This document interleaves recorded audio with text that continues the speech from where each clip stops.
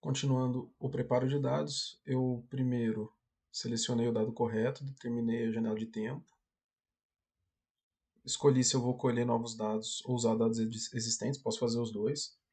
Qual o formato dos dados, classifiquei lá dentro das informações se eu vou usar os dados de qual tipo, eu tenho os detalhes.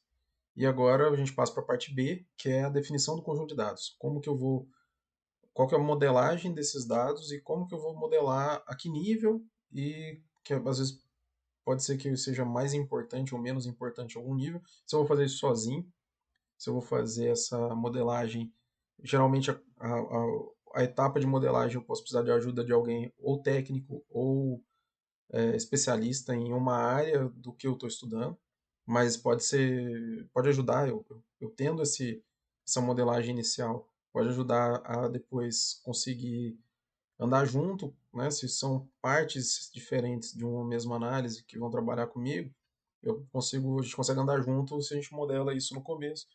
Pode ter mudanças, mas a gente já faz uma estrutura do como que eu quero tratar essa informação que a gente vai coletar e analisar.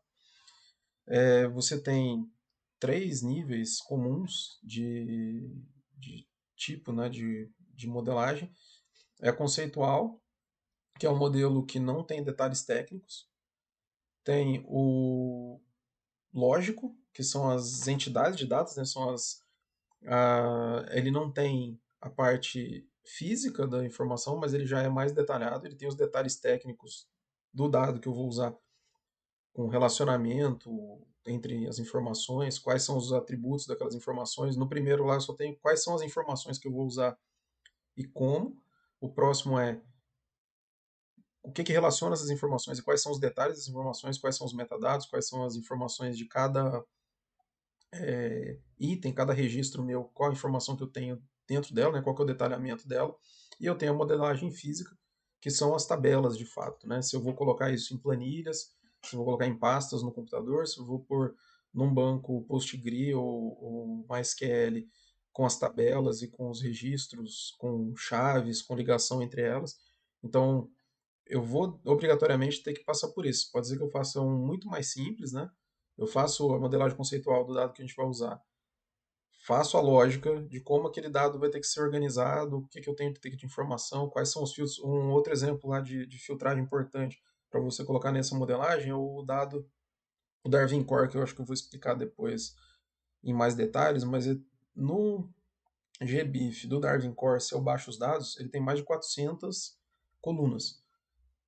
200 e poucas delas são meio inúteis, elas são informações que vieram, acho que por conta de ter algumas coleções que tem muitos dados em sequência, ele permite que o cara exporte com aquele monte de colunas, mas em geral tem só perto de 300 que pode ter alguma informação relevante. A maioria deles vai usar menos de 150 colunas.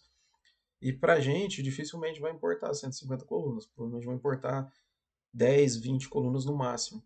Se eu for usar os níveis taxonômicos, todos eles, não vai chegar a 10 níveis. E se eu for usar outros detalhes, eu posso chegar a 20, 30, dependendo do que eu quero fazer. Se eu quero o ano, mês, dia de coleta, ou se eu quero saber a fonte do dado, de onde que ele originou para entrar numa base de dados. Então essas informações eu vou precisar modelar no começo para eu não ficar com um mundo de informações e tanto outras pessoas que forem fazer análise não vão entender quanto fica muito difícil de você encontrar alguma coisa relevante se eu for ter que analisar todos aqueles dados, né? Dentro desse conjunto de dados de inicial, de como que eu vou preparar ele para usar e definir o que é importante para mim dentro dos dados que eu escolhi para responder as minhas perguntas, eu vou precisar fazer determinadas transformações, sejam elas de arquivo, né, ou de transformação espacial, para quem trabalha com dados espacial está acostumado a transformação geográfica, né? Se eu vou colocar todos os dados numa mesma projeção para eu fazer análise, que às vezes eu tenho que ser obrigado a fazer isso para poder cruzar as informações, ou se eu vou ter que traduzir o formato mesmo do arquivo. Aqui, como exemplo, a gente coloca o tipo de transformação mais comum que a gente tem, que é para alterar o dado para depois facilitar como que eu vou analisar ele. Eu posso copiar, replicar ou adicionar dados. Então, dependendo do que eu vou fazer com o dado, eu posso copiar ele para um outro lugar e partir do mesmo dado em vários lugares diferentes para que eu evite que um tipo de análise interfira no outro tipo de análise que eu estiver fazendo, ou processamento. Excluir campos ou registros, que é aquele lá dos quais campos são irrelevantes, ou então quais registros são irrelevantes. Aqui eu não estou falando ainda de dado ruim, eu estou falando de dado importante para a minha análise. Né? Não é ainda tirar, isso é a próxima etapa, que é a limpeza de dados. Eu vou pegar um dado que claramente está incorreto, por exemplo, uma letra no lugar de um número, ou então um anfíbio no lugar de uma planta. Isso é um erro de dado. Eu vou tratar de uma forma. Agora, registros que não sejam relevantes para mim, por exemplo, no caso do GDP lá, do PIB, se eu quero fazer uma análise de 1990 a 2020, eu já jogo fora os registros antes de 1990 no dado que eu vou usar. O dado original eu posso fazer uma cópia e manter, e o dado que eu vou processar, eu tiro já essa parte para eu não fazer depois uma análise errada, ou então também, dependendo do tipo de informação que eu estou usando, ele pode ficar muito pesado.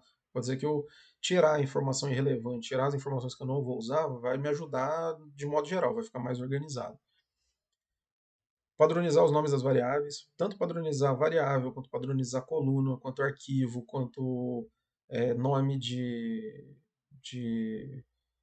características do dado e de informação do dado, metadado. Eu preciso que as colunas minhas tenham um padrão, que os arquivos meus tenham algum padrão de nomenclatura. Fica mais fácil de eu e o restante da equipe que estiver contribuindo entender melhor o que a gente está trabalhando. Você perde muito tempo, às vezes, tentando entender uma coisa que era para ser óbvia. Às vezes você recebe lá um monte de currículo para analisar e a pessoa cria um monte de coluna aleatória sem uma ordem clara. Às vezes uma mesma pessoa lá que ele saiu preenchendo a planilha, eu já peguei isso não tem muito tempo. Tem lá uma planilha com os nomes das pessoas, e aí tem pessoas que ocupam duas, três linhas de informação, tem pessoa que é uma só, tem pessoa que tem dado em todas as colunas e não fala se tinha ou não tinha, ou se só deixou de copiar aquele dado, então começa a ficar muito confuso. Eu posso renomear, mover e combinar as colunas desse banco, então, de acordo com o que for mais fácil para eu tanto combinar quanto para eu entender depois a lógica delas. Pode ser, por exemplo, para SQL, se você for fazer uma consulta de duas tabelas que tenham o mesmo nome de coluna nas duas, isso pode ser um problema. E às vezes a relação entre uma tabela, eu tenho os indivíduos, então eu tenho árvores, e uma tabela que tem todas as árvores. E em uma outra tabela eu tenho as espécies, e eu quero relacionar as espécies com as árvores. Se eu uso um nome lá, o árvores tem, as árvores ela tem lá um número de árvore, então é árvore, na tabela tem um número. Se eu uso o número também no outro e tento relacionar esse número com o da árvore e eles não são o mesmo item, eu tenho lá o número da espécie e eu tenho o número da árvore, e os dois são número, na hora que eu relacionar os dois eu estou relacionando coisas erradas, então eu tenho que também tomar cuidado. Se eu vou dentro da espécie, eu tenho um número, se na árvore eu vou ter um número da espécie, e aí o nome desse campo não vai poder ser só número, vai ser num espécie, ou então espécie numérico, alguma coisa assim. Mas isso tem que ser definido antes, porque senão a pessoa, quando for usar o seu dado, ela pode interpretar errado como você organizou e cruzar coisas que ou não são relacionadas ou que vai gerar esse tipo de confusão. E, inclusive, na hora da consulta, se eu tenho campos com o mesmo nome, eu não posso ter resultados com colunas de mesmo nome.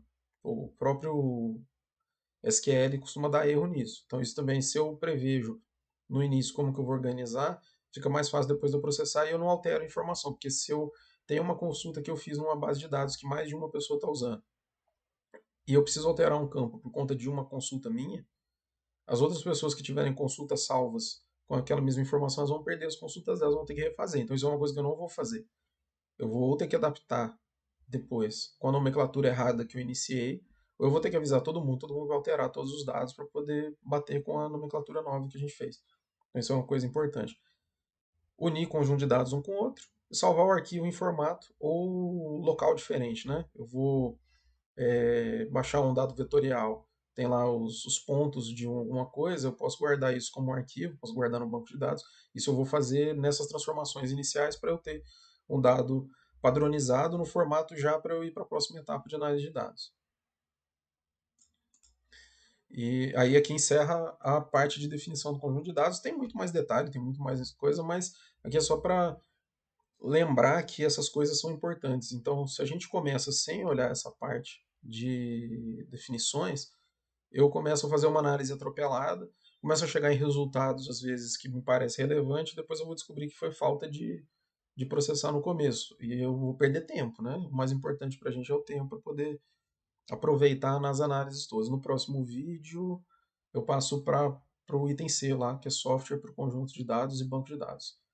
A gente vai ver um pouquinho mais de regras que a gente usa hoje, como que eu acesso as informações e onde que eu vou acessar.